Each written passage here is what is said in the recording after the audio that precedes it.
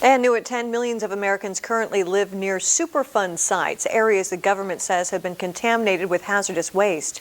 Now rising sea levels threaten to flood hundreds of those sites, potentially releasing dangerous chemicals into the surrounding communities. In tonight's Spotlight on America, Josie Sturman explores the risk and the push for action. Right up under this bridge over there, that is the site.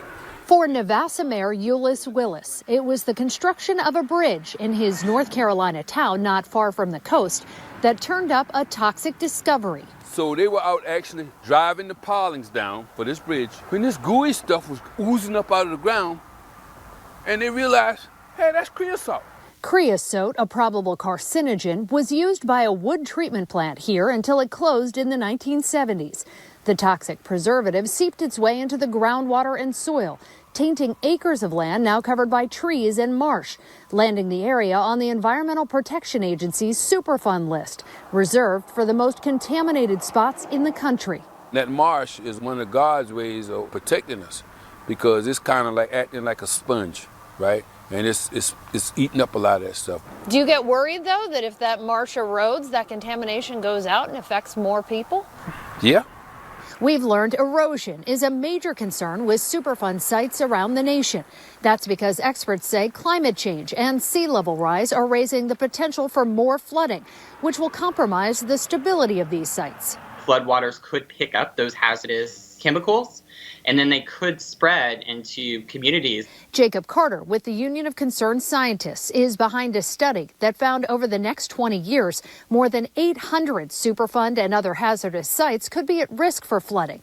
That echoed a 2019 report from the Government Accountability Office that found flooding caused by climate change is already impacting some Superfund sites, with hundreds more in danger. We need the government to act now.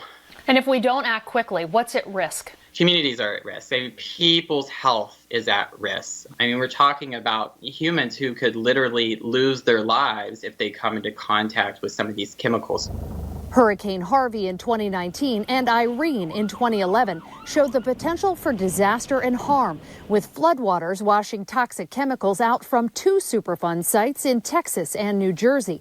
Mitigation measures have since been put in place at those sites, but many still lack protective measures, with experts calling for the EPA to do more to fortify infrastructure to keep hazardous chemicals contained, especially because many Superfund sites sit in low-income communities or communities of color. At a certain point, when you just pile things onto these communities, it becomes so much harder for them to recover.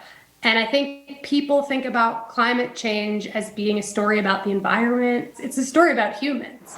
Humans like Mayor Ulyss Willis, who says he's been waiting decades for the EPA to clean up the Navassa site and protect his community from a toxic legacy and the threats future flooding could bring. I mean, it's like, okay, yeah, we know about it now and we're going to do something about it, but when? I'm Josie Sturman for Spotlight on America. Is there a story you think we should investigate? Call our Eyewitness News tip line at 869-2929.